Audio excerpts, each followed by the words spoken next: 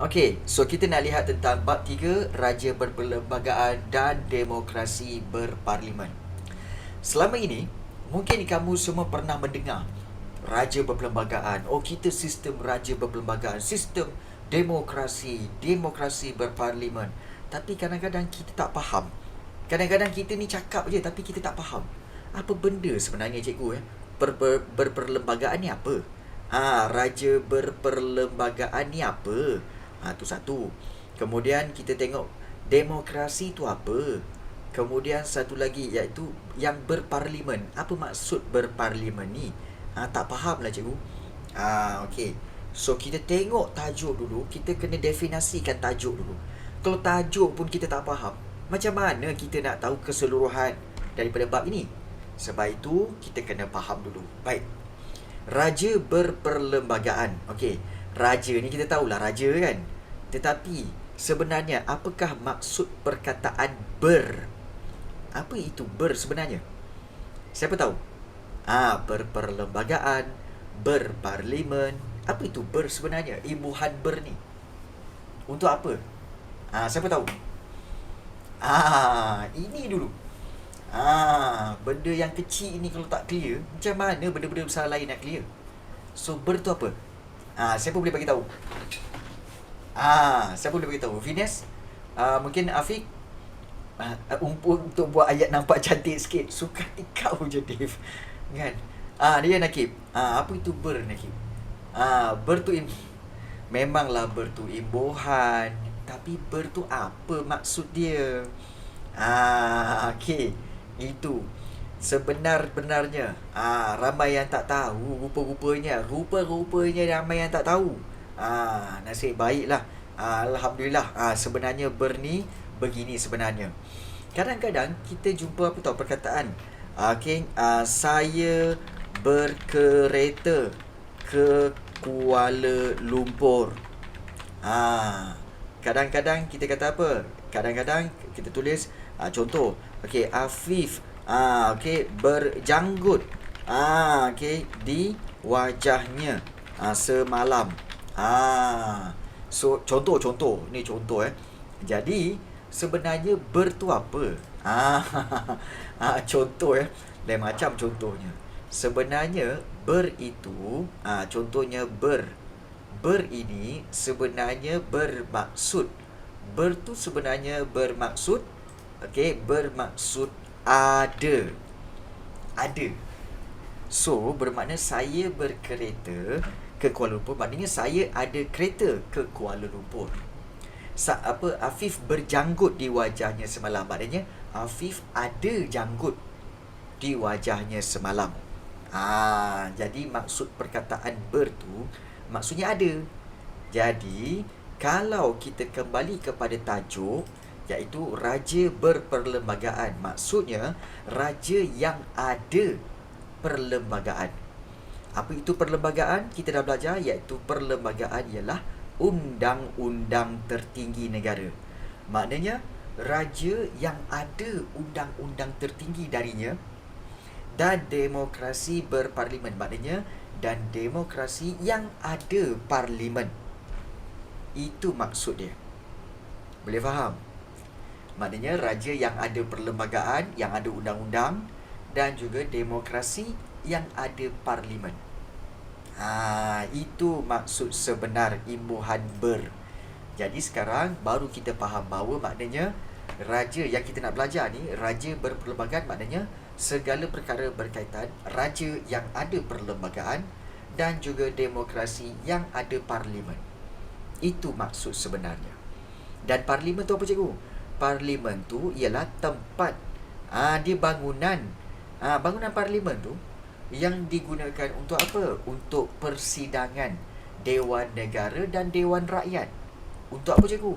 Kedua-dua dewan ini untuk menggubal undang-undang, untuk buat undang-undang. Itu sebenarnya. Demokrasi tu pula apa maksudnya? Okey, bagus.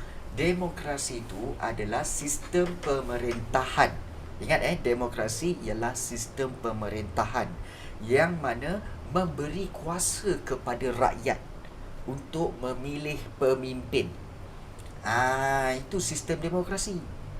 Demokrasi ialah sistem pemerintahan yang memberi kuasa kepada rakyat untuk memilih pemimpin. Macam mana cara memilih pemimpin? Iaitu melalui pilihan raya. Yang kamu belajar dalam bab 8 sejarah tingkatan 4. Pilihan raya tu kan. Itulah dia cara untuk memilih pemimpin. Itu demokrasi. Dalam dunia ni ada banyak sistem pemerintahan. Demokrasi, komunis, sosialis, raja berkuasa mutlak, autokrasi, banyak, memang banyak. Tapi yang paling banyak digunakan adalah, yang paling banyak diamalkan adalah sistem demokrasi. Itu dia. Okey, baik. So sekarang semua dah clear Kalau ada pertanyaan boleh bertanya. So kalau dah clear, kita proceed dengan seterusnya. Baik. So, sistem raja berperlembagaan dan demokrasi berparlimen berkait rapat dengan latar belakang, iaitu latar belakang negara kita, iaitu sejarah pemerintahan beraja di negara kita. Kita tahu dulu raja-raja kita memerintah secara berkuasa mutlak. Baik. So ada yang tanya, Haziq tanya, komunis dan fasis sama ke? Tak sama. Tidak sama. Komunis adalah satu sistem pemerintahan di mana semua harta rakyat dimilik negarakan.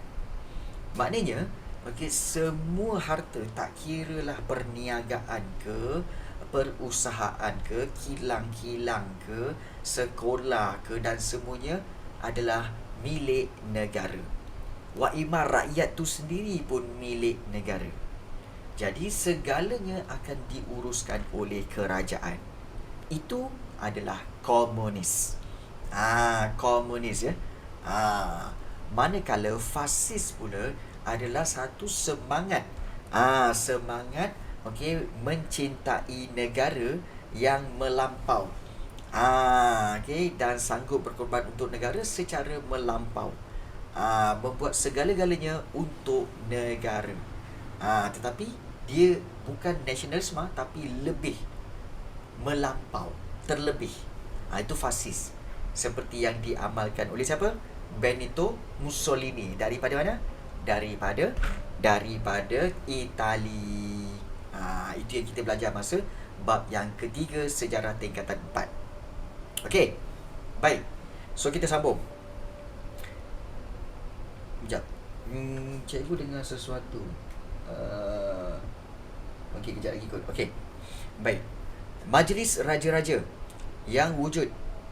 Dah dengar dah. Okey. Kita berhenti sekejap 2 minit untuk kita menghormati azan isyak. Sekejap Kita berhenti sekejap untuk menghormati azan isyak. Okey, sekejap.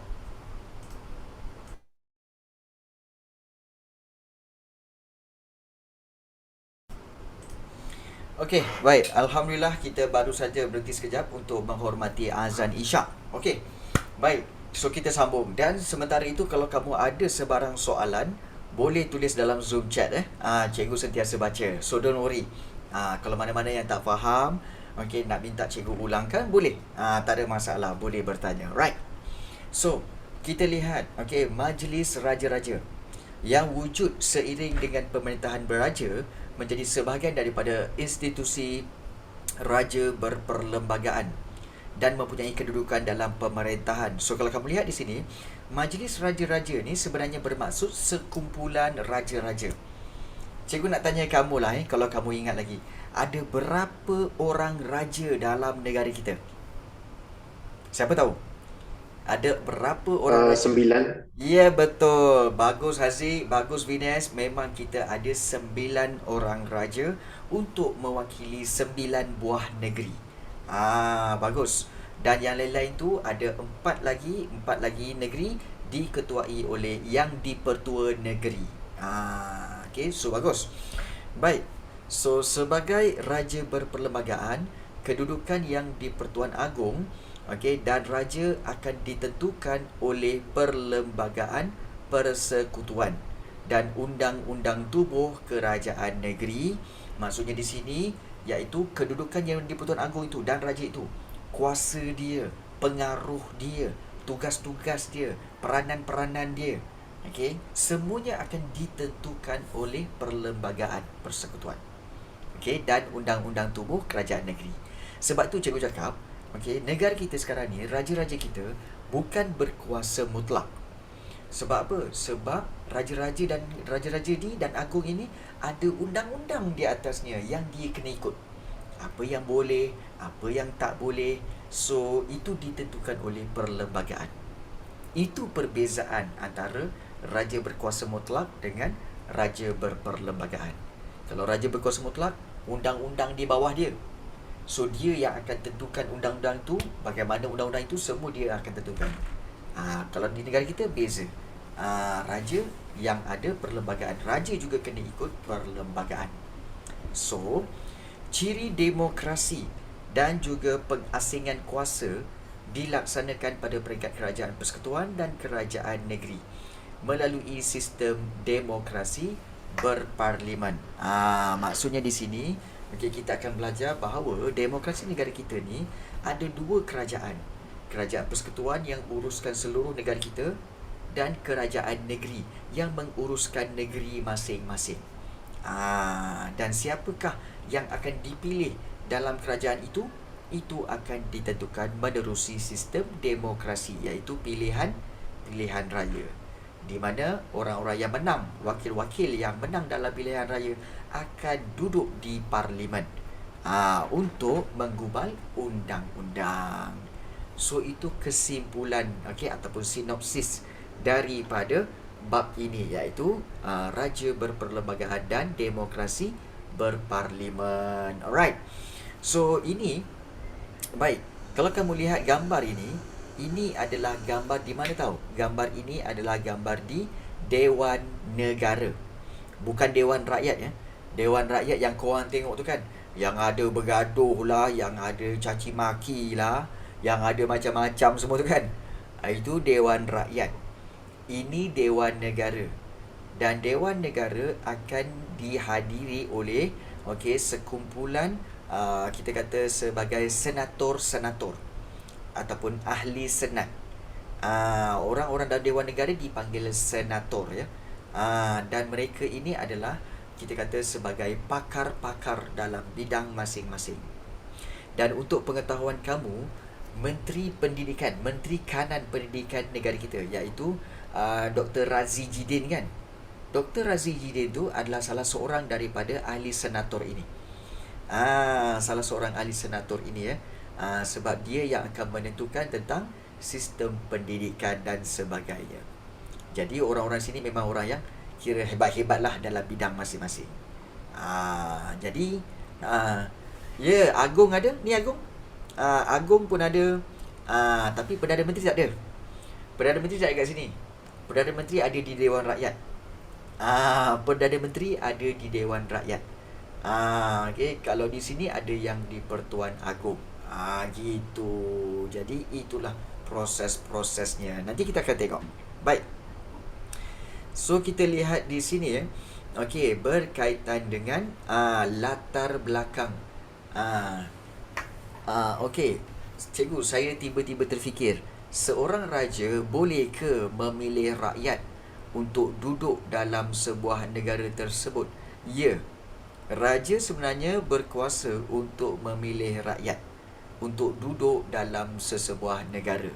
Seandainya kalau katakan seseorang itu, katakan orang bukan negara kita, yang mana orang negara itu ingin memohon untuk menjadi warga negara ataupun menjadi kita kata rakyat negara kita.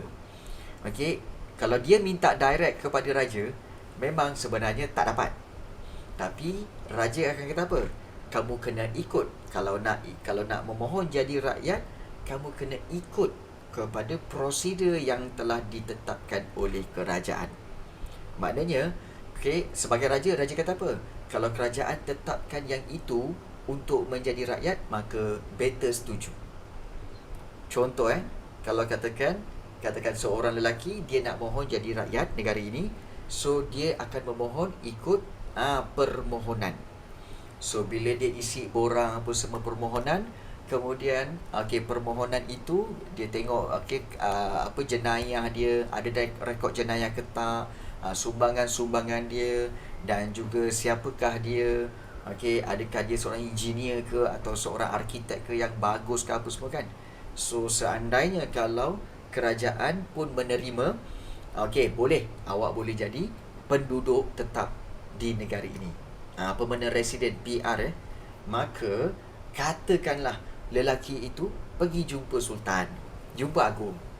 So ditanya, tuanku, boleh ke beta nak jadi apa, boleh ke Patik nak jadi nak jadi rakyat di negara ini? Dah mohon dah. Sultan akan kata, dah mohon dah ke? Dah. Tak apa. Dah lah. Kalau kerajaan tu setuju dan tengok ikut syarat-syaratnya, maknanya beta pun setujulah. Nampak tak? Jadi itulah sebenarnya kuasa raja. Kalau kerajaan setuju kamu menjadi rakyat itu, maka itu mewakili beta. Yang mana beta pun setuju kamu jadi rakyat. Ada begitu. Boleh faham kan, Rina? Itulah dia prosedur-prosedur untuk menjadi rakyat dan bidang kuasa seseorang raja sebenarnya. Right. Jom kita tengok. Mula-mula kita akan tengok tentang background dulu. Latar belakang ataupun background pemerintahan beraja dan demokrasi berparlimen. Baik, secara umumnya pemerintahan beraja ni merupakan tradisi. Memang kita punya tradition. Yang berakar umbi dan menjadi teras kewujudan kerajaan Melayu. Tapi dulu raja memerintah dengan kuasa yang penuh. Kuasa total power diraja dan berdaulat. So cabaran terhadap pemerintahan beraja pernah berlaku selepas pentadbiran tempatan dikuasai oleh British dan juga Jepun. Walau bagaimanapun pemerintahan beraja tidak terhapus walaupun ketika negara kita dijajah oleh British dan juga Jepun. Kerana apa? Kerana penjajah seperti British dan Jepun faham bahawa kekuatan rakyat negara ini adalah terletak pada raja-rajanya. Kalau kekuatan rakyat ini, kalau raja-rajanya diusir, kalau raja-rajanya digugurkan, kalau raja-rajanya digulingkan, ada kemungkinan besar rakyat akan menentang dengan lebih keras terhadap penjajah-penjajah ini. Sebab itu penjajah-penjajah ini pun bijak. Dia kata apa? Kita takkan gulingkan raja, tapi kita akan minta supaya raja-raja menurut kehendak kami, penjajah. So itu kebijaksanaan penjajah-penjajah kita, British dan juga Jepun. Jadi itulah dia. So pemerintahan beraja tidak terhapus, tetap ada. So pemerintahan beraja berkembang sejajar dengan peredaran masa sehinggalah diiktiraf sebagai raja berperlembagaan seiring dengan konsep demokrasi berparlimen dalam pemerintahan negara kita pada hari ini. So itu yang berlaku.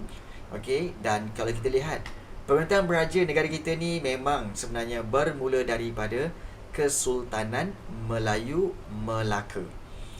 Kadang-kadang kita fikir, cikgu, selalunya saya baca warisan negara bangsa bab 1. Dia kata mula-mula kerajaan alam Melayu, kemudian terus refer kepada Kesultanan Melayu Melaka. Begitu juga bab yang ini, refer kepada Kesultanan Melayu Melaka. Seolah-olah kenapa semua refer kepada Kesultanan Melayu Melaka, cikgu, padahal sebelum itu ada kerajaan Kedah Tua, ada kerajaan Gangganegara kan. Jadi sebenar-benarnya Kesultanan Melayu Melaka yang bermula pada tahun 1400 sampai 1511 itulah benchmark, penanda aras, benchmark kepada. So maksud cikgu Kesultanan Melayu Melaka dia macam good example sebab dia kerajaan paling stabil lah untuk alam Melayu. Yes, sebab dia berlangsung hampir 111 tahun, 111 years. Daripada 1400 sampai 1511. So kalau kita lihat negara kita sekarang ni, kita merdeka. Tapi kita merdeka dah berapa tahun? Kita just baru saja dalam 65 tahun. Baru 65 tahun. Jadi kita tidak boleh mendabik dada bahawa kita dah terbaik pun semua. No, kita sebenarnya belum terbaik. Sebab apa? Kesultanan Melayu Melaka dulu lagi lama. 111 tahun. That's why Kesultanan Melayu Melaka ini menjadi benchmark, menjadi penanda aras kepada kerajaan-kerajaan selepas itu.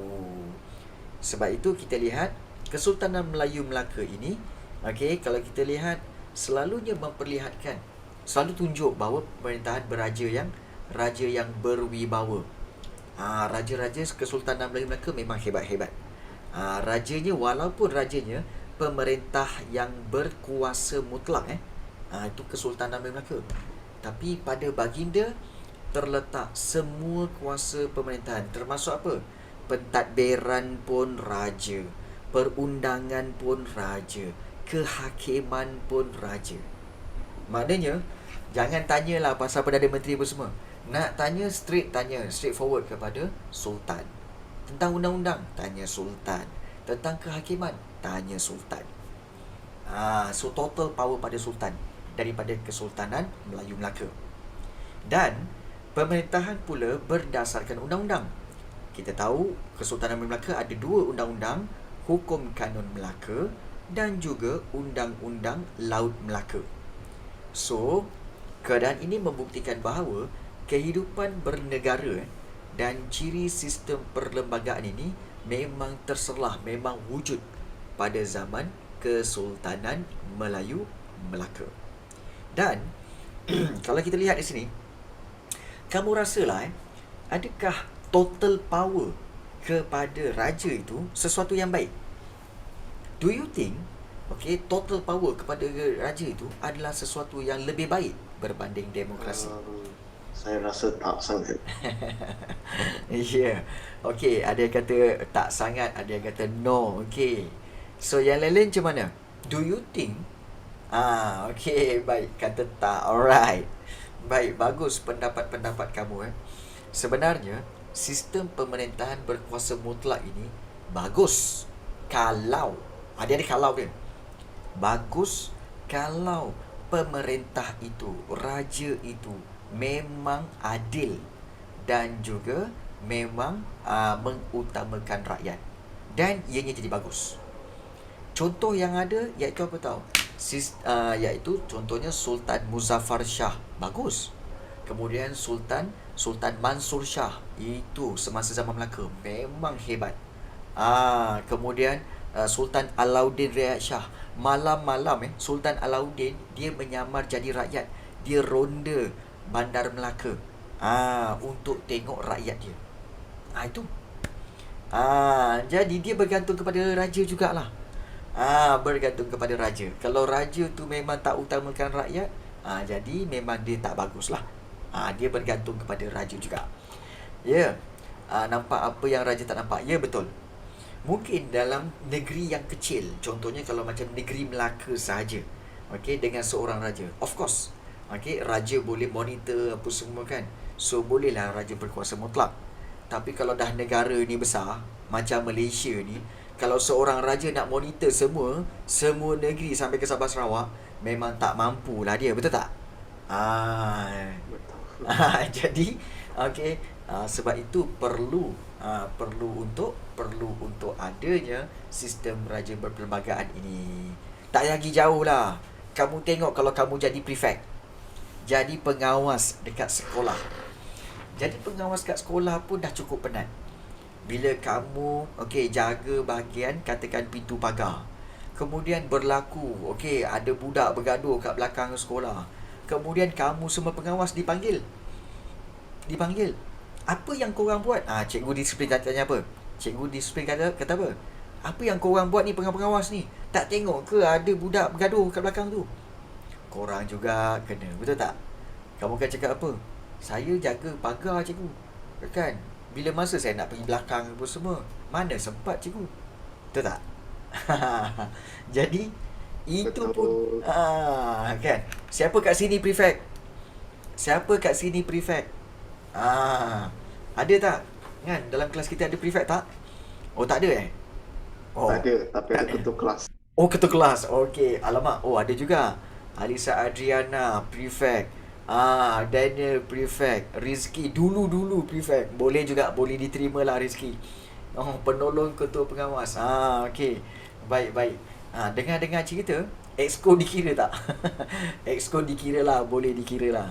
Okey, dan juga dengar cerita dalam kelas kita ada bakal ketua pelajar. Tak tahulah siapa. Kita tengoklah. Kod mana tahu ada bakal ketua pelajar Nak Iman. Nafi Iman. Mungkin lah. Okey, baik. Jadi itulah, dia bergantung kepada raja tu juga. Right. So, kita sambung. Pemerintahan kesultanan ini diperkukuhkan lagi dengan konsep-konsep Islam, dan konsep ini sekaligus menjadikan raja sebagai ketua agama Islam. So, ini memang dah berlaku sejak zaman Melaka lagi. So, pemerintahan Kesultanan Melayu Melaka ini mempunyai pengaruh yang besar bagi membina tradisi dan adat istiadat yang diwarisi oleh Kesultanan Melayu yang muncul kemudiannya. Maknanya, Kesultanan Melayu Melaka ini menjadi satu benchmark dan menjadi rujukan, reference kepada kerajaan-kerajaan selepas itu. Nak tanyalah, selepas Kesultanan Melayu Melaka, kerajaan apa yang wujud di tanah Melayu yang memang hebat juga? Siapa ingat? Selepas Kesultanan Melayu. Johor Riau. Ya, betul Venus. Iaitu Kesultanan atau Kerajaan Johor Riau. Johor Riau itulah yang memang menjadikan Kesultanan Melayu Melaka sebagai reference dia. Jadi itu sejarah pemerintahan beraja. Dan Kesultanan Melayu merujuk kepada kerajaan yang mempunyai pertalian dengan Kesultanan Melayu Melaka, sama ada dari segi keturunan maupun pernah menjadi naungan atau jajahan takluk kesultanan ini.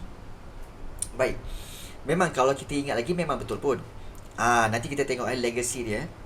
Secara tradisinya, Raja-Raja Melayu, kesimpulannya, Raja-Raja Melayu dianggap sebagai sumber undang-undang, ketua kerajaan dan ketua agama. Jadi bagindalah bertanggungjawab mempertahankan adat dan struktur masyarakat dalam kerajaan alam Melayu. Keabsahan bagi semua tindakan terletak pada kedaulatan Raja-Raja Melayu. Mungkin ada yang bertanya, cikgu, keabsahan tu apa? Ini perkataan baru untuk korang. Keabsahan. Keabsahan ni maknanya kesahihan, sahnya sesuatu tindakan. Itu keabsahan. Sah atau valid. Kita kata dalam bahasa Inggeris valid. Validnya sesuatu tindakan itu terletak pada kedaulatan kuasa Raja-Raja Melayu. Itu yang dikatakan keabsahan. Maknanya kesimpulannya, pemerintahan beraja Kesultanan Melaka ni memang menjadi benchmark kepada kerajaan-kerajaan selepas itu. Dan kalau kita lihat inilah dia Kesultanan Melayu selepas Kesultanan Melayu Melaka, iaitu legacy ataupun kita kata kesinambungan Kesultanan Melayu Melaka diteruskan secara langsung. Dia ada secara langsung, secara langsung oleh Kesultanan Johor Riau, Pahang dan Perak. Kemudian Kesultanan Terengganu dan Selangor merupakan kesinambungan daripada Johor Riau. Kemudian Kelantan, Negeri Sembilan dan Perlis diasaskan setelah berakhirnya Kesultanan Melayu Melaka. Dan Kesultanan Kedah merupakan kerajaan terawal yang diasaskan di negara ini. Kesultanan ini juga mengakui Pertuanan Kesultanan Melayu Melaka. Secara kesimpulannya, bahawa semua negeri-negeri yang wujud di tanah Melayu ni memang menjadikan Kesultanan Melayu Melaka sebagai reference. Sebab daripada Kesultanan Melayu Melaka, kita tahu bahawa anak Sultan Mahmud, iaitu Raja Ali, mengasaskan kerajaan Johor Riau, iaitu menggunakan nama Sultan Alauddin Riayat Shah I. Kemudian anak Sultan Mansur, iaitu Raja Muhammad. Setelah peristiwa sepak raga tu, sepak raga, kemudian dia libas sepak raga tu, ada orang libas sepak raga tu kena kepada tanjak Raja Muhammad pun tikam orang tu. Kemudian Raja Muhammad telah dihalau keluar, pergi ke Pahang, menjadi Raja Sultan di negeri Pahang. So maknanya Pahang diasaskan oleh keturunan Melaka. Kemudian Perak, Sultan Mahmud Shah, anak dia yang seterusnya iaitu Raja Muzaffar. Semasa Sultan Mahmud telah melarikan diri daripada serangan Portugis, Sultan Mahmud lari pergi ke Kampar. Daripada Kampar, 2 orang pembesar, iaitu Tun Saban, telah pun pergi ke Kampar, jemput Raja Muzaffar iaitu anak Sultan Mahmud untuk datang ke Perak jadi sultan. So sebab itu Johor Riau, Pahang dan Perak dimulakan oleh keturunan Kesultanan Melayu Melaka. Kemudian daripada Johor Riau tadi, daripada Johor Riau tadi kita tahu bahawa bendahara Johor, iaitu Bendahara Wan Ahmad, dia telah membuka Terengganu. Dia telah menjadi sultan di Terengganu. Dan Selangor pula, iaitu keturunan daripada Raja Lumu, anak kepada Daing Merewah. Daing Merewah tu pembesar daripada Johor Riau. So anak dia iaitu Raja Lumu telah pergi ke Selangor dan dilantik menjadi Sultan Selangor. Maknanya Terengganu dengan Selangor ada kena-mengena dengan Johor Riau. Begitu juga Kelantan, Negeri Sembilan dan Perlis diasaskan setelah berakhirnya Kesultanan Melaka, dan Kedah juga menjadikan Kesultanan Melaka sebagai rujukan dia. So itu cerita pasal Kesultanan Melayu Melaka dan Kesultanan selepas-lepasnya. Okey, baik. So itu referensnya, sejarah tentang pemerintahan beraja. Baik, kemudian sebelum Perang Dunia Kedua. Sebelum Perang Dunia Kedua, nak tanya dulu, Perang Dunia Kedua berlaku daripada tahun berapa sampai tahun berapa? Perang Dunia Kedua. Boleh tulis dekat Zoom chat. Perang Dunia Kedua bermula daripada tahun berapa sampai tahun berapa? 38 sampai 45. Kurang tepat, Dave. Kurang tepat, Miss. 1948 hingga 1954. Bukan. Itu dah habis perang dah. Betul, Aisyah. Okey, bagus. Perang Dunia Kedua iaitu berlangsung daripada 1939 hingga 1945.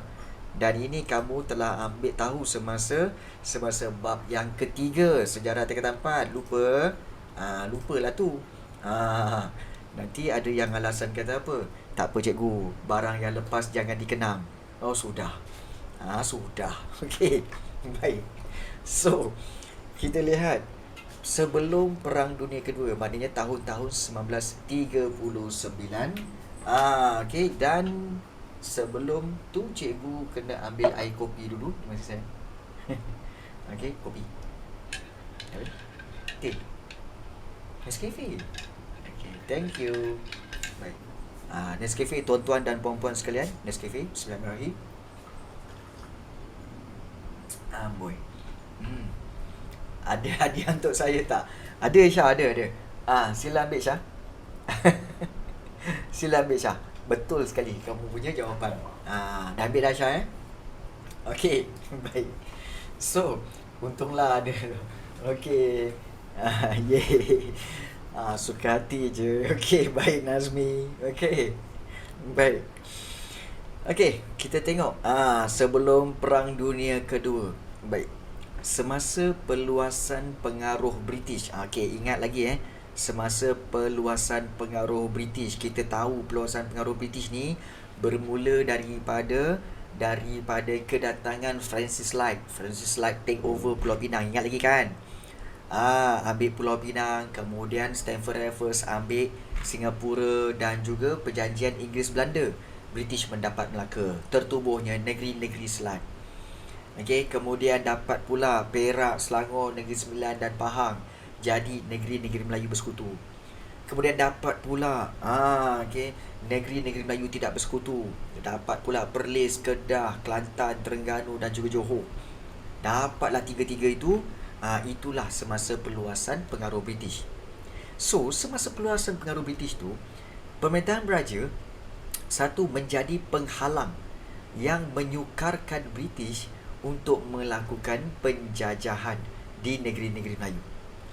British sebenarnya sekadar berupaya memperkenalkan sistem residen di negeri-negeri Melayu bersekutu, iaitu di Perak, Selangor Negeri Sembilan dan Pahang, dan hanya mampu memperkenalkan sistem penasihat, iaitu di mana? Iaitu di negeri-negeri Melayu tidak bersekutu.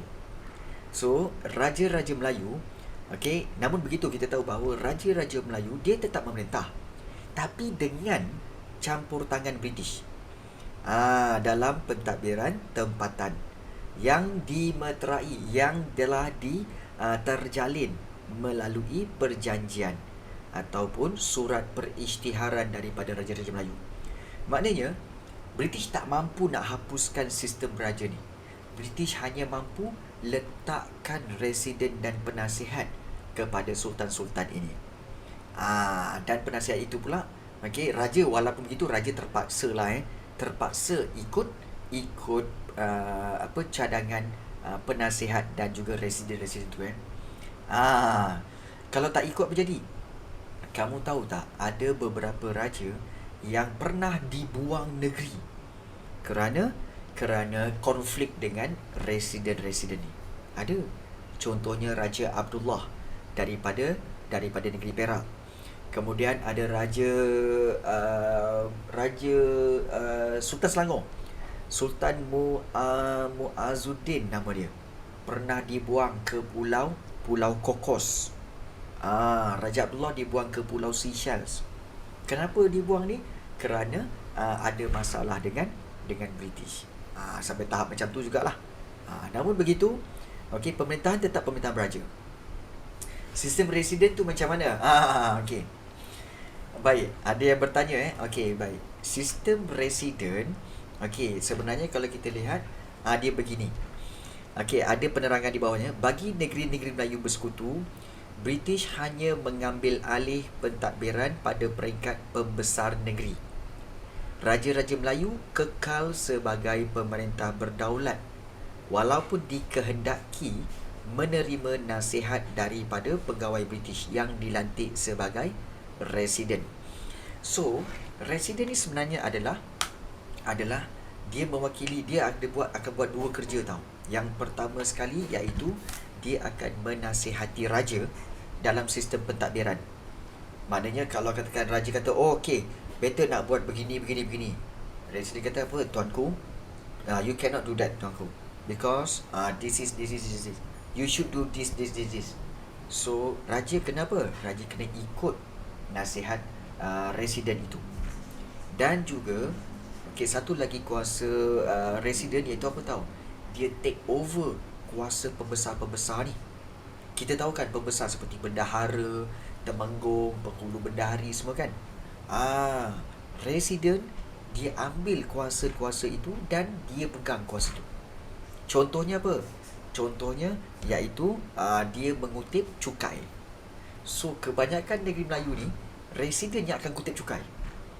So, kutip cukai tu untuk siapa? Bukan untuk raja, tapi untuk British. Itu yang berlaku konflik sebenarnya konflik. So, itu yang berlaku dan itulah sistem residen. Okay, so residen take over menasihati raja dan juga take over kuasa pembesar. Kalau di negeri Melayu tidak bersekutu, raja yang memerintah ni dia lebih bernasib baik tau. Di negeri-negeri Melayu tidak bersekutu seperti Perlis, Kedah, Kelantan, Terengganu. Sebab apa? Raja dia yang memerintah tu lebih kukuh sebab lebih berkuasa. British dekat negeri-negeri ni hanya menempatkan penasihat British sahaja. Penasihat je. Namun pentadbiran negeri ni tetap dilaksanakan oleh pembesar yang dilantik oleh raja. Maknanya still pembesar ada kuasa. Itu beza yang utama Kedua-duanya memberi nasihat. Okey, iaitu sistem residen beri nasihat pada sultan, penasihat pun memberi nasihat pada sultan. Tapi bezanya resident take over kuasa pembesar di negeri Melayu Bersekutu. Tapi kalau penasihat, dia tidak take over kuasa pembesar di negeri-negeri Melayu tidak bersekutu. So, itu perbezaan yang ketara. So, bermakna di sini apa? Bermakna raja lebih berkuasa di negeri-negeri Melayu tidak bersekutu. Itu kesimpulan dia lah. Jadi, sebagai contoh kalau kita lihat penggubalan Undang-Undang Tubuh Kerajaan Johor 1895 dan Undang-Undang Bagi Diri Kerajaan Terengganu 1911. Ini dua-dua undang-undang ini menyerlahkan ciri pemerintahan raja berperlembagaan dalam Kesultanan Johor dan Terengganu. Di sini dah mula pemerintahan raja berperlembagaan. Sebab apa tahu? Sebab dalam undang-undang tubuh ni, kamu kena tahu dalam Undang-Undang Tubuh Kerajaan Johor dan Undang-Undang Bagi Diri Kerajaan Terengganu, dia mentionkan apa tahu? Dia mentionkan bahawa antara perkara dalam undang-undang ini kan, yang pertama, raja. Siapakah raja? Raja mestilah seorang lelaki, waris kepada kesultanan, waris sultan, maknanya anak sultan. Kemudian juga beragama Islam, mestilah orang Melayu, dan juga rakyat penduduk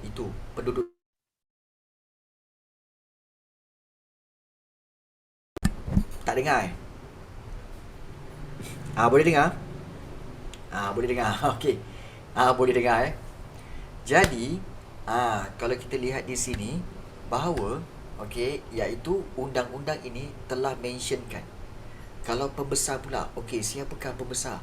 Pembesar kalau di Johor dengan di Terengganu pembesar mestilah orang Melayu, lelaki, rakyat Johor, beragama Islam. So di sini bermakna raja dan pembesar kena ikut undang-undang ini. Dan diorang sendiri yang create undang-undang ini. Untuk apa? Ni untuk dia. Sebenarnya penggubalan undang-undang itu berkait rapat dengan usaha raja pembesar dengan rakyat. Untuk apa tahu? Untuk halang perluasan pengaruh British dan mengekalkan kedaulatan negeri. Dengan ciri-ciri itu, maknanya kalau katakan British nak letakkan seorang pembesar daripada British, saya nak letakkan seorang pembesar lah di negeri Johor ni, seorang pembesar lah di Terengganu. So, dia boleh kata apa? Tak boleh. Tak boleh tuan. Sebab apa? Sebab dalam undang-undang ini dah mention dah, kalau pembesar mesti orang Melayu. You ni nak lantik orang Melayu ke? Tak, orang British. Tak boleh dah. Kemudian mestilah warga negara Johor dan warga negara Terengganu. Ini apa? Warga negara Terengganu ke? Tak, warga negara British. Tak boleh dah. Jadi dengan undang-undang ini telah menghalang British untuk letak pembesar dalam pentadbiran negeri. Nampak tak? Bijak tak? Bijak kan? Di mana ni? Di Johor dan Terengganu. Nampak tak? Okey. So ini yang penyebab untuk apa? Untuk halang perluasan kuasa British dan juga untuk kekalkan kedaulatan negeri. Maknanya nak kekalkan kemerdekaan negeri. So itulah yang berlaku di negeri Melayu Bersekutu dan negeri Melayu Tidak Bersekutu. Ini semua berlaku sebelum Perang Dunia Kedua. Jadi kebijaksanaan raja-raja inilah membolehkan sistem pemerintahan beraja dipertahankan. So raja sebagai ketua negeri akan mengesahkan undang-undang untuk membuktikan kedaulatan raja dalam struktur pentadbiran negeri Melayu. Kemudian perjanjian yang berlaku antara raja-raja Melayu dengan British sebelum Perang Dunia Kedua iaitu perjanjian apa cikgu? Perjanjian persekutuan, iaitu perjanjian negeri-negeri Melayu Bersekutu dan juga perjanjian negeri Melayu Tidak Bersekutu. Perjanjian ini tidak memindahkan kedaulatan negeri kepada British. Negeri Melayu hanya menjadi negeri apa? Negeri naungan British. Apa itu negeri naungan? Negeri yang dilindungi oleh kerajaan British. Itu je. Bukan negeri yang dijajah tapi negeri yang dilindungi oleh British. Itulah dia. Nampak tak ni? Ini gambar betul gambar Sultan Selangor, iaitu Sultan Abdul Samad pada tahun 1870 yang duduk di bawah payung. Ni payung. Okey, ni payung ni. Ini Sultan Abdul Samad. Okey, berserta dengan para pembesar-pembesar negeri. Ni pembesar-pembesar negeri dah ni. Okey. Jadi inilah dia di Selangor. Begitu juga kalau kita lihat di mana? Ni dia. Ni Sultan Perak. Jom kita tengok di Perak. Ni. Nampak tak? Oh, tak nampak sekejap. Okey. Okey, iaitu Sultan Perak, Sultan Idris. Ni Sultan Perak yang duduk di bawah payung. Sultan Perak bersama dengan para pembesarnya. Begitu juga di bawah ni. Ni Sultan yang di Pertuan Besar Negeri Sembilan, iaitu Tuanku Muhammad. Tuanku Ibni Tuanku Antah yang duduk di tengah. Ini yang di Pertuan Besar. Taraf dia sama seperti Sultan taraf dia. Dan bersama para pembesar yang lain. Dan juga yang bawah ni Sultan Pahang, Sultan Ahmad Al-Muazzam Shah. Okey, duduk di bawah payung. Inilah dia, Sultan Ahmad. Dan gambar ini pada tahun 1897 beserta dengan hulu balang dan juga beberapa orang pembesar. So, inilah dia sistem, kita kata, pemerintahan beraja yang ada, yang wujud sebelum Perang Dunia Kedua. Okey, baik. Sebelum itu, okey, ada soalan nak tanya? Ada soalan nak tanya tak? Kita dah cover iaitu tentang pemerintahan beraja Kesultanan Melaka, dan juga kita telah lihat tentang sebelum Perang Dunia Kedua. Ada soalan nak tanya? Sebelum kita proceed, ada tak? Khairina, Afrina, Afiq. Dah lama tak masuk kelas cikgu, mungkin nak tanya apa-apa? Aimar, Alisa Adriana, Arif Hakim, Daniel, Dave, Engku Amir nak tanya apa-apa? Fahrin, Khairul nak senyum. Khairul Nakib, Tasnim Najiha, waiting. Tak ada? Okey, faham tak ni? Setakat ni korang faham tak? Penat cikgu cakap ni. Faham ke tak faham? Faham ke tak faham ni? Faham okey, baik. Thank you Faris. Nak tanya apa-apa boleh tanya Okey, baik. Ya, betul. Ibni tu bin. Macam mana gambar ni masih ada? Baik. Gambar-gambar ini masih ada. Kerana apa? Kerana disimpan dalam arsip negara. Ini semua gambar-gambar yang dikumpul oleh arsip negara. Dan gambar-gambar ini diambil, kemungkinan besar diambil oleh pegawai British. Sebab pegawai British yang bawa masuk teknologi dan mengambil gambar. Yang jenis yang gambar apa? Yang guna flash yang puff. Yang macam kilat tu kan. Puff. Dia ambil inilah. So, zaman-zaman ni memang gambar dia memang gambar hitam putih lah. Gambar hitam putih. Itulah cerita dia. Okey. Baik. Boleh kita sambung? Kita nak sambung. Baik. So, kita telah lihat iaitu tentang pemerintahan beraja semasa Kesultanan Melayu Melaka. Kemudian kita dah lihat tentang semasa sebelum Perang Dunia Kedua. Sebelum Perang Dunia Kedua maknanya sebelum tahun-tahun 1939 hingga 1945. Bermakna selepas itu kita nak lihat tentang sistem beraja semasa pendudukan Jepun. Okey. Baik, satu soalan cepu cemas. Cepu dan cemas Tahun bilakah Jepun menduduki Malaysia? Daripada tahun bila sampai tahun bila Jepun menduduki tanah Melayu? Siapa boleh bagi jawapan? Okey, Dave. Bijak, Dave. Ada yang dah bagi. Bagus. Semasa pendudukan Jepun iaitu pada tahun 1941 hingga 1945. Bagus. Bagus. Exactly correct. Baik, bagus. So, pada tahun-tahun ini semasa pendudukan Jepun, macam mana agaknya sistem beraja Okey. Semasa pendudukan Jepun Raja-raja Melayu masih diiktiraf sebagai ketua dalam hal ehwal agama Islam.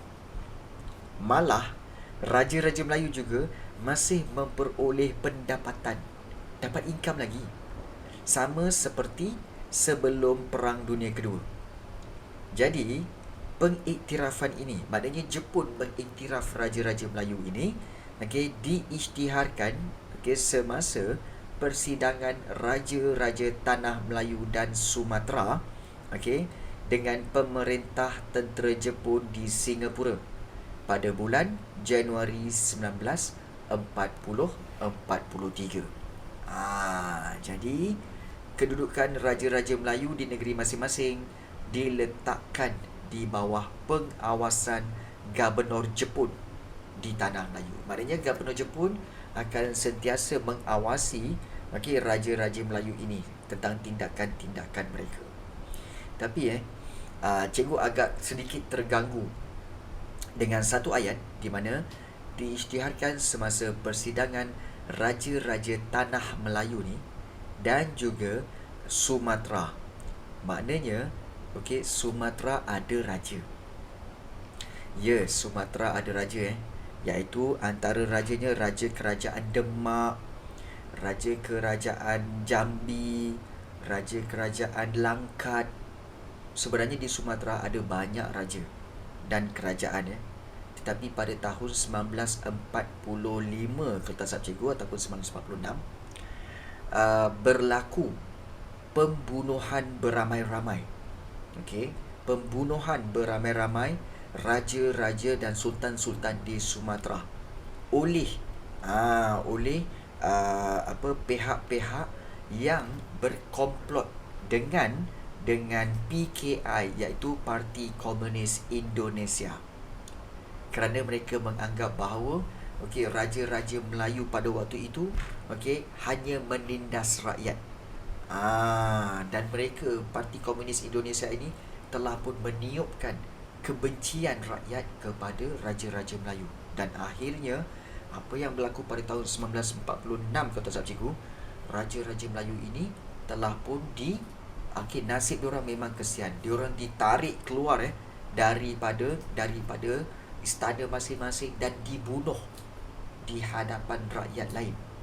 Ada yang ditarik keluar, ada yang anak-anak perempuan dirogol dan dibuang ke dalam sungai, ada yang dibunuh, dikerat-kerat, dipotong. Memang nasib raja-raja Sumatera memang sangat menyedihkan. Kerana apa? Kerana hasutan daripada pengaruh komunis. Sebab itu Malaysia menjadikan ini pengajaran bahawa tidak mahu membenarkan pengaruh komunis masuk ke dalam negara. Kerana apa? Akan menggugat pemerintahan beraja. Sampai begitu sekali kekejaman yang berlaku terhadap raja-raja di Sumatera. Sebab tu sampai sekarang memang tidak ada raja. Indonesia memang tak ada raja sampai sekarang. So itulah yang berlaku kesian. Baik. So ini semasa perburukan Jepun. Maknanya raja-raja Melayu diiktiraf oleh Jepun. Kemudian selepas Perang Dunia Kedua, pemerintahan beraja ni menerima cabaran apabila Malayan Union. Kita tahu selepas Perang Dunia Kedua kita tahu tamat pada tahun 1945. Exactly kalau tak salah cikgu, pada lebih kurang 15 Ogos 1945. Kerana apa? Kerana gugurnya 2 bom atom di Jepun. Iaitu apa? Apa nama 2 bom atom tu? Ingat lagi tak? Apa nama 2 bom atom tu?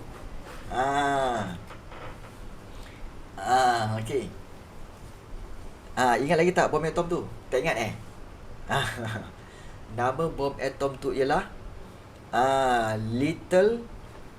satu little boy dan satu lagi fat man. Fat man dan little boy, budak gemuk. Betul, fat man dan juga little boy yang telah gugur di 2 tempat, iaitu Hiroshima dan juga Nagasaki. Baik. So, ada yang bertanya, cikgu sukalah soalan-soalan ni. Kalau tiada raja, Macam mana diorang buat kerjasama dengan negara luar? Okey, bagus soalan itu. Baik, sebenarnya begini.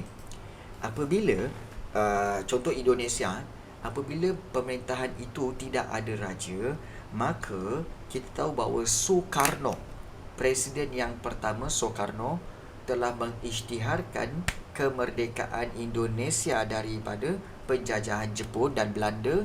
Okey, dan pada waktu itulah pemerintahan itu bukan lagi demokrasi, tetapi pemerintahan itu adalah republik. Ingat kalau sistem pemerintahan ini, republik pun demokrasi, dia ada pilihan raya juga. Cuma dia tak ada raja. Bila tak ada raja, dia akan diketuai oleh presiden. Sebab itu Indonesia presiden. Presiden Jokowi kan. Presiden Jokowi. So, presiden, kalau ada negara itu diperintah secara presiden, itu adalah republik. Ada banyak tak lagi negara-negara yang tak ada raja dan menggunakan presiden? Ya, ada. Seperti Indonesia, Singapura. Singapura presiden kan? Kemudian Filipina presiden. Even Amerika presiden. Bermakna kalau negara yang ada presiden, mereka adalah negara demokrasi juga, mengamalkan demokrasi, tapi namanya negara republik. Kalau macam negara kita ni, kita raja berperlembagaan dan demokrasi berparlimen. Kerana apa? Still ada raja. Itu beza dia. Itu beza dia. Baik, jadi kalau diorang buat kerjasama, diorang akan buat kerjasama melalui presiden lah. Kerjasama dengan negara luar melalui presiden. So, diorang pun buat pemilihan presiden dengan cara pilihan raya ke? Ya, betul, Khairina. Betul. Pemilihan presiden dibuat dengan cara pilihan raya juga, betul. Sebab diorang tak ada raja. Baik. So, itu perbezaan dia. Baik. Selepas Perang Dunia Kedua, maknanya pada tahun 1945, pemerintahan beraja menerima cabaran yang hebat daripada Malayan Union. Apabila Malayan Union diperkenalkan pada tahun 1946. Exactly, iaitu pada 1 April 1946. Maknanya tarikh apa? Tarikh April Fool. April Fool tu, tarikh itulah Malayan Union diisytiharkan. So, pada waktu ini, raja-raja Melayu kehilangan kuasa sebagai pemerintah negeri. Hilang kuasa. Kerana apa? Kuasa pemerintahan itu telah diambil oleh Raja England. Dan British memerintah Malayan Union secara langsung melalui Gubernur, iaitu Gubernur Malayan Union, yang mana Gubernur ini dilantik oleh kerajaan British. Jadi, oleh sebab itu, kalau kita lihat, kita dah belajar yang ini, iaitu kita belajar dalam bab 4, sejarah tingkatan 4, di mana kesepakatan kerjasama raja-raja Melayu menentang Malayan Union dengan sokongan orang Melayu tu menyebabkan British menggantikan tak tahan British koyak dengan kesepakatan Raja Melayu dan orang-orang Melayu yang menentang Malayan Union. Maka British pun koyak, maka British gantikan Malayan Union itu dengan Persekutuan Tanah Melayu 1948 yang kamu belajar dalam bab yang ke-5, sejarah tingkatan 4. Baik. Kan pelik betul cikgu ni kaitkan semuanya dengan bab-bab dalam sejarah tingkatan 4. Memang betul lah. Kalau kita nak cerita betul lah, memang betul ada kaitan. Memang ada kaitan ya. Memang ada kaitan. Jadi so kesimpulannya apa? Ingat dalam SPM sebenarnya sejarah tingkatan 4 ni lebih, kita kata lebih berpengaruh berbanding sejarah tingkatan 5 lebih berpengaruh sebenarnya. Baik. So kedaulatan Raja-Raja Melayu yang diwarisi daripada Kesultanan Melayu Melaka telah dikembalikan seperti sebelum Perang Dunia Kedua melalui cara apa? Melalui cara Perjanjian Persekutuan Tanah Melayu 1948. Jadi, undang-undang tubuh telah digubal oleh Raja-Raja Melayu bagi negeri masing-masing dan diguna pakailah sehingga hari ini, dan sehingga hari ini mengangkat Raja-Raja Melayu sebagai Raja berperlembagaan. Baik. Okey, satu soalan last. Okey. Okey Marisa. Okey. Satu yang kita nak tanyalah pendapat kamu. Kalau bila cerita tentang penjajahan, tanah Melayu dikatakan bahawa telah dijajah daripada tahun 1511 hingga tahun 1957. Okey, iaitu hampir 446 tahun. Okey, 446 tahun telah dijajah. Baik, tetapi okey, kita nak just pertimbangkan, just kita nak apa yang dikatakan sebagai apa? Kita nak bincang-bincang lah Kalau katakan bermula daripada tahun 1511, okey, 1511 iaitu Melaka dijajah oleh Portugis. Tapi Portugis menjajah Melaka je. Negeri-negeri lain tak dijajah. Okey. Baik. Kemudian kita tahu pula Belanda. Okey, Belanda pula mendapat mengalahkan Portugis di Melaka, dan Melaka pula menguasai Belanda pula menguasai Melaka. Bermula pada tahun 1664. Okey, 1664. Baik, daripada situ itu pun Belanda dapat Melaka je. Belanda tak kuasai yang lain-lain. Baik. Yang lain-lain masih ada Johor Riau. Kemudian kita fikir balik Okey, British datang. Okey, bermula pada tahun 1824, di mana mereka telah membentuk negeri-negeri selat, iaitu Pulau Pinang, Melaka dan Singapura. Okey, dapat. Okey. So, memang dia dapat Pulau Pinang, Melaka dengan Singapura. Kemudian dapat pula negeri Melayu Bersekutu. Okey, tetapi negeri Melayu Bersekutu hanya letak sistem residen je, Kemudian negeri Melayu Tidak Bersekutu, okey, seperti Perlis, Kedah, Kelantan, Terengganu dan Johor, hanya letak sistem penasihat aja. Dan taraf mereka semua negeri naungan. Raja masih berkuasa tak? Raja masih berkuasa. Okey. Kemudian sampailah Jepun. Jepun pula datang. Raja-raja masih memerintah.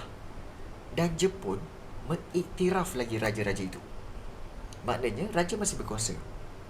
Kemudian selepas Perang Dunia Kedua, lepas Jepun kalah balik, okey, kita tahu ada BMA. Lepas BMA, Malaya Union.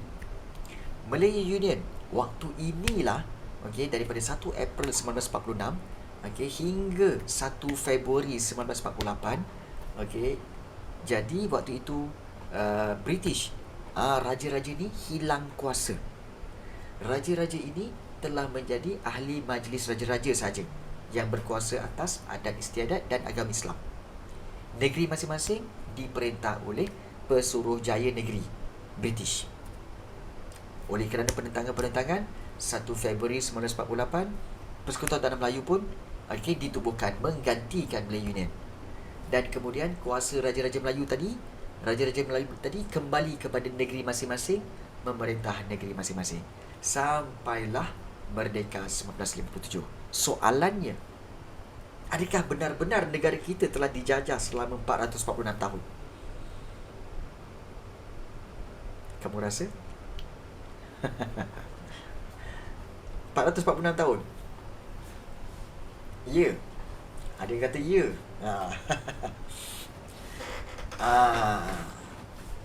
Kalau kita fikir-fikir balik, penjajahan yang betul-betul penjajahan hanya berlaku pada zaman Malayan Union, iaitu pada 1 April 1946 hingga 1 Februari je. Lebih kurang plus minus 1 tahun 6 bulan. 1 tahun 6 bulan je. Sebab apa? Sebab raja-raja hilang kuasa. The rest, raja-raja masih ada. Dan kalau katakan Portugis hanya dapat Melaka je. Negeri lain masih ada raja. Jadi, kalau kita fikirkan betul-betul, sebenarnya tanah Melayu ni benar-benar dijajah hanya 1 tahun 6 bulan. Kerana semasa zaman Malayan Union. Setuju tak? Pada fikiran kamu, Setuju tak? Sebenarnya betul-betul dijajah selama setahun 6 bulan je sebenarnya. Semasa Melayu ni. Jadi, apa pendapat kamu? Nampak tak? Semua tengah fikir. Macam mana ya? Iya ke? Macam, setuju ke tak? Okey. Ini untuk menduga akal kamu. Negara kita memang tak ada jajah mana-mana negara. Tak ada. Negara kita memang tak ada jajah mana-mana negara. Okey, memang tak ada Danisha.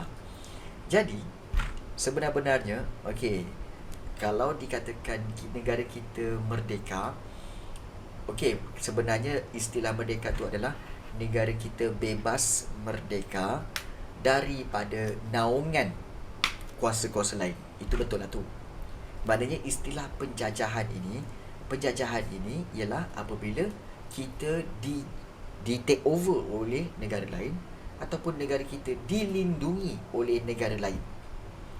Bila dilindungi oleh negara lain, bermakna negara kita belum merdeka. Walaupun sebenarnya kita negeri naungan kan. Naungan semasa British kan. So negeri naungan tu bermakna kita belum merdeka. Walaupun kita tidak dijajah, tapi kita masih lagi di bawah naungan British. Jadi sebab itu dikiralah 446 tahun itu sebagai satu zaman yang di mana kita telah pun sebenarnya dijajah lah. Itu sebenarnya. Sebenarnya dia macam kamu juga. Perasan tak? Tak perasan Korang semua sebenarnya tak dijajahkan, tapi masih lagi korang di bawah naungan. Naungan siapa? Naungan ibu bapa. Betul tak? Betul tak? Korang di bawah naungan ibu bapa. So kamu belum merdeka lagi. Betul tak? Betul tak Daniel? Betul tak Marisa? Okay. So kamu belum merdeka lagi. Belum. Bila yang merdekanya cikgu? Bila kamu telah pun habis belajar dan kamu memulakan pekerjaan kamu, maka itu baru betul-betul merdeka. Jadi hanya orang yang merdeka sahaja yang boleh buat hubungan baik dengan negara-negara lain.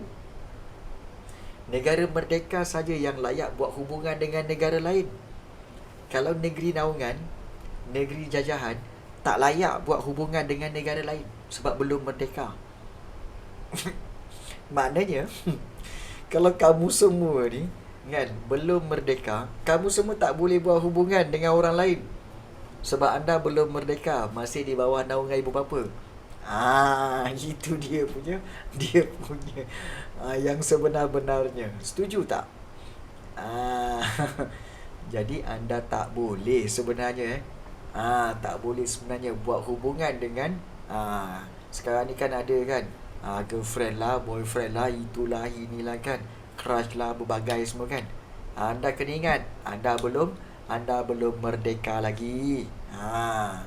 Tapi dia ni kata kita kena berkompromi dengan penaung cikgu. Macam kalau anda boleh berkompromi dengan penaung dan penaung kata setuju, itu lain. Mungkin kalau penaung kata negeri, okey, penaung kata tak apa, boleh. Kalau penaung kata setuju, tak ada masalah lah. Tapi macam ya boleh. Macam balik sebelum pukul 7 ke kan. Betul Daniel. Itu bergantung kepada penaung lah. Tapi kalau anak yatim still dia ada penjaga dia, Aisyah. Still ada penjaga. Sebab anak yatim biasanya sama ada bapa ataupun ada ibu. Kalau anak yatim piatu, baru tak ada bapa, tak ada ibu. Tapi dia kena refer kepada yang penjaga dia lah. Kalau jaga dia tu adalah bapa saudara ke mak saudara ke, mesti kena tanya mak saudara, bapa saudara. Kan? So itulah. Kalau tak ada penjaga, dia sebenarnya Aisyah, anak yatim ni sebenarnya dia sampai umur 18 je. Lepas umur 18, dia dah tak yatim dah. Dia dah jadi seorang lelaki atau wanita yang berdikari. So dia tak perlu jaga, dia penjaga. Okay. Ya, contoh Syah, itulah sebenarnya Syah. Dia sampai umur 18 tahun yang dikira anak yatim. Kalau dah tua bangka, umur 40, 45, umur 50, lepas tu mengaku saya ni anak yatim piatu. Itu orang tua tak sedar diri tu. Sudahlah tu. Nak mengaku anak yatim. Ingat dapat bantuan ke? Umur 45, 50. Tak ada. Okay. kalau kalau dia survive sendiri, boleh. Kalau dia survive sendiri, boleh lah kan. Okay. Nasib cicing. Kan. Lain macam Nazmi Faris saja tu. Nasib baik penanggung saya seorang yang berwawasan je. Kan. Tapi ada SPM kan. Mesti ada SPM. Okay. Kalau berwawasan tapi tak ada SPM, susah juga. Kan. Macam pernah dengar je ayat tu kan. Alright. So itu yang berkaitan dengan sedikit perbincangan tentang raja berperlembagaan ini, iaitu background cerita tentang Perang Dunia Kedua. Dan okey, kita dah tengok tentang selepas Perang Dunia Kedua. Tapi cerita selepas Perang Dunia Kedua ni, okey, sebelum merdeka. So apabila kita merdeka, ini cerita selepas merdeka, iaitu raja demokrasi dan juga raja berperlembagaan dan demokrasi berparlimen. Di mana kalau kita lihat di sini, kemerdekaan tanah Melayu pada 1997 ni diperoleh melalui perundingan dan persetujuan raja-raja Melayu. Kalau raja-raja Melayu tak nak merdeka, masih lagi nak memerintah secara berasingan, okey, iaitu Selangor dengan Selangornya, Kelantan dengan Kelantannya, maka tak jadi merdeka ni. Tak jadi. Jadi oleh kerana persetujuan dan perundingan raja-raja Melayu, maka kita memperoleh kemerdekaan. So pemerintahan beraja tetap diteruskan dalam perlembagaan persekutuan dan beberapa pindaan, maknanya beberapa perubahan dibuat supaya sesuai dengan konsep demokrasi. So ada perubahan juga dalam perlembagaan Dan jawatan yang di-Pertuan Agong diwujudkan sebagai ketua utama negara. Ketua utama kedudukan dia, kuasa raja yang di-Pertuan Agong dan tugas yang di-Pertuan Agong ini telah termaktub. Termaktub tu tertulis dalam perlembagaan persekutuan. Dah tahu dah perlembagaan persekutuan kan. Dia akan cerita, okey, yang di-Pertuan Agong tugas dia apa yang dia boleh buat, apa yang dia tak boleh buat, semua ada.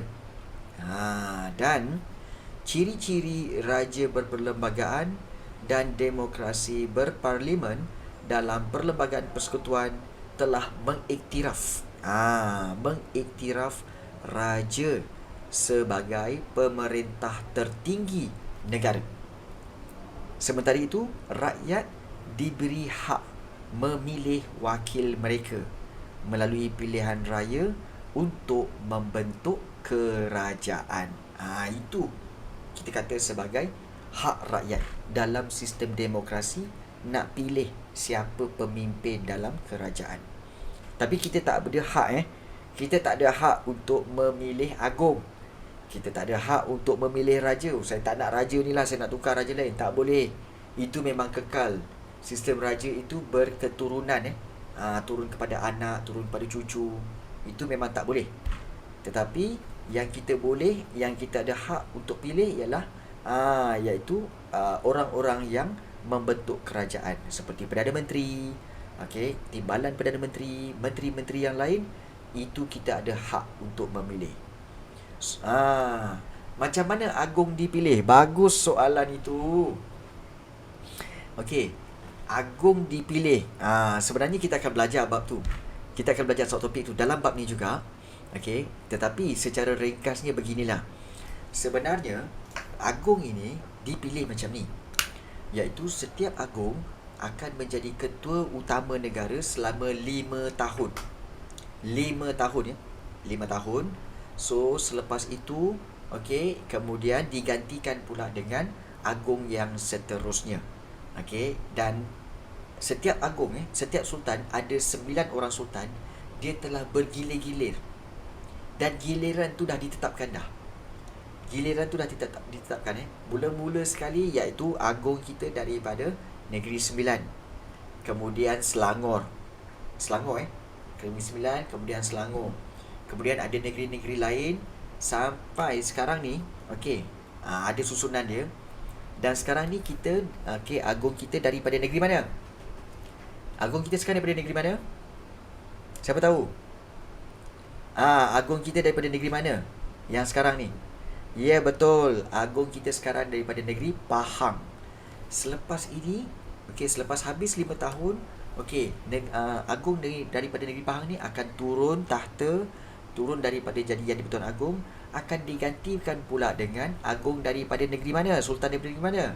Iaitu Sultan daripada negeri Johor. Sultan Johor pula naik, okey, menjadi agung selama 5 tahun. So dia ada giliran dia. Nanti kita akan sampai satu topik di mana kita akan lihat tentang giliran-giliran agung itu. Daripada negeri mana sampai negeri mana. Dan kalau kamu perhatikan, agung dalam banyak-banyak agung lah okey, agung mana yang paling popular? Agung yang paling popular ialah agung yang pertama, iaitu Tuanku Abdul Rahman, okey, daripada negeri Sembilan. Kerana apa? Kerana hari-hari korang tengok dia. Kat mana? Siapa tahu? Agung yang pertama korang tengok hari-hari. Kat mana? Ya, betul. Ya, betul, Haziq. Dekat mana? Dekat duit. Semua orang nak dia, ya. Okey. Ni kan. Contoh yang ini kan. Duit RM1 ni. Kalau korang tengok, ni gambar agung lah ni. Tu agung, iaitu gambar agung daripada Tuanku Abdul Rahman, iaitu daripada negeri Sembilan. Inilah dia. Hari-hari korang tengok dia. Semua orang nak dia. Betul, Syah? Semua orang nak dia. Kalau Sultan dah turun tahta, dia jadi apa? Okey, baik. Dan Nisha, kebiasaannya Sultan kalau di peringkat yang di Pertuan Agong bila agung dah habis 5 tahun dia akan turun tahta daripada agung, dia akan kembali jadi sultan bagi negeri dia balik. Sultan bagi negeri dia balik. Contohnya kalau macam Sultan Pahang sekarang jadi agung kan. Sultan Pahang sekarang jadi agung, bila habis dia punya tempoh masa dia akan turun daripada jadi agung tu dan dia kembali ke negeri dia untuk menjadi sultan negeri dia. Sampailah, biasanya sultan ni kalau dia merintah negeri ni sampai akhir hayat. Bila dia mangkat ataupun dia gering, dia gering sakit ataupun dia mangkat, maka anak dia, anak lelaki yang pertama, putera dia akan naik menjadi sultan negeri pula. Itu cara dia.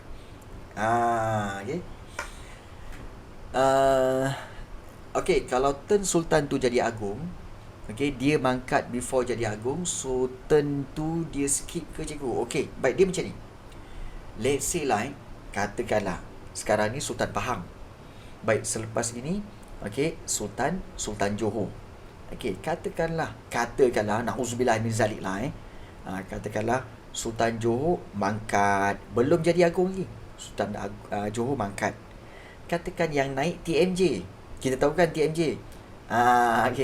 TMJ iaitu Tengku Muda Johor Tengku Muda Johor. Tengku Mahkota Johor, Tengku Mahkota Johor. Tengku Mahkota Johor dia naik jadi Sultan Johor.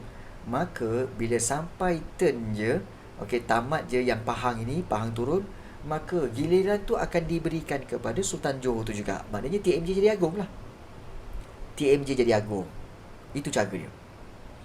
But then, ini berbeza. Kalau katakanlah Sultan Pahang, habis Sultan Pahang, kemudian naik pula Sultan Johor. Sultan Johor naik je jadi agung, baru setahun 2 tahun mangkat. Mangkat maka bila dia mangkat, anak dia tak akan ganti. Yang akan ganti ialah siapa? Akan ganti ialah next negeri. Maknanya sultan daripada next negeri Johor. Kalau tak silap cikgu, negeri Sembilan balik rasanya, sebab dah habis pusing. Negeri Sembilan balik. Dia begitu. Maknanya kalau dia meninggal dunia semasa dalam jadi agung tu, Okey, dalam tempoh 2 tahun ke 3 tahun, and then yang menggantikan dia adalah okey, agung ataupun sultan daripada negeri yang seterusnya, bukan anak dia. Bukan. So itu cara penukaran agung-agung itu, dan kita akan belajar semua ini dalam subtopik dalam bab ini juga. Ya, betul, dalam bab ini juga ya. Baik. So secara umumnya inilah yang kita belajar pada hari ini. Okey, dan kalau kita lihat, inilah dia istiadat mengangkat sumpah yang di-Pertuan Agong pertama Tunku Abdul Rahman Ibni Almarhum Tuanku Muhammad. So inilah dia. Inilah agung pertama, yang mana kalau kamu tengok dalam duit tu, tu muka dia lah sebenarnya. Muka tuanku ni ya. Dan di sini kita lihat Tunku Abdul Rahman Putra Al-Haj berdiri berbaju hitam mengangkat sumpah sebagai Perdana Menteri Persekutuan Tanah Melayu di hadapan Yang di-Pertuan Agong, iaitu yang duduk di sebelah kiri sekali. Ini dia. Dan disaksikan oleh raja-raja Melayu yang lain. Jadi pemerintahan beraja merupakan kesinambungan sejarah dan warisan negara yang kekal peranannya sampai hari ini. Dan pemerintahan beraja menjadi punca dan identiti kedaulatan negara. Pembinaan negara bangsa menuju raja berperlembagaan dan demokrasi berparlimen merupakan proses yang bersandarkan muafakat kerjasama. So sistem ini mesti dipertahankan sebagai tonggak kestabilan dan teras perpaduan untuk kemakmuran negara. Jadi hari ini kita belajar tentang kita kata latar belakang. Ada lebih kurang 5 latar belakang pemerintahan beraja dan demokrasi berparlimen. Bermula dengan Kesultanan Melayu Melaka, pemerintahan beraja Kesultanan Melaka, diikuti dengan sebelum Perang Dunia Kedua, kemudian juga semasa pendudukan Jepun. Okey, yang ketiga pendudukan Jepun, kemudian yang keempat selepas Perang Dunia Kedua, dan yang terakhir iaitu semasa ataupun selepas merdeka. So ada 5 jangka masa latar belakang sistem beraja berperlembagaan dan demokrasi berparlimen. Okey. Okey. Ada yang tanya, kalau semua sultan dibunuh, siapa yang jadi agung? Tak adalah jadi agung. Bila tak ada sultan, tak adalah sistem raja. Bila tak ada sistem raja, siapa nak jadi agung? Mana ada sih? Tak ada. Kan? Tapi na'udzubillah min zalik lah kan. Kita tak naklah jadi macam tu ya. Kerana sistem raja berperlembagaan ini dan demokrasi berparlimen ni, dia sebenarnya istimewa. Negara kita je ada benda ni. Kamu tahu apa istimewanya? Diorang dua ni saling bekerjasama dan menjadi mekanisme check and balance. Contoh kalau katakan Perdana Menteri dan juga menteri-menteri lain telah melakukan tindakan yang tidak sepatutnya, raja sebagai pemerintah, dia boleh tegur dan juga dia boleh berkuasa untuk bubarkan parlimen dan pilih orang-orang baru melalui pilihan raya. Itu kuasa raja. Kalau katakan raja pula katakan melangkaui tugas dia, melebih-lebih daripada tugas yang sedia ada, maka Perdana Menteri sebagai penasihat boleh menasihati sultan dan agung. Nampak tak? Maknanya kedua-dua sistem ini penting supaya dia ada check and balance. Kalau seorang salah, seorang lagi boleh tegur. Kalau yang ini salah, yang ini boleh tegur. Nampak tak? Jadi negara kita je ada benda ni. Untungnya negara kita sebab ada mekanisme semak dan imbang dalam sistem pemerintahan. Okey, baik. So hari ni kita telah cover tentang sejarah, latar belakang, sistem raja berperlembagaan dan demokrasi berparlimen. Ada sebarang soalan nak tanya?